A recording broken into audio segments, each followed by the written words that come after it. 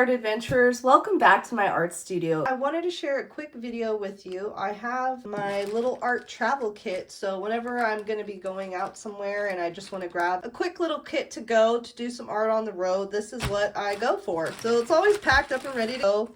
I've got a little set of watercolors. As you can see, there's some sand in the paint because I have taken this all over, including the beach.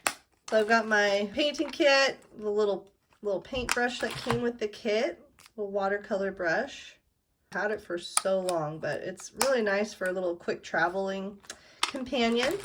And then I've got some cold pressed watercolor paper, and I've got a couple of other pads of different kinds of paper, some more watercolor paper, and then I got this fine art paper sampler years ago, and it has all types of different paper in it. So I love these because they're nice and easy to pull out.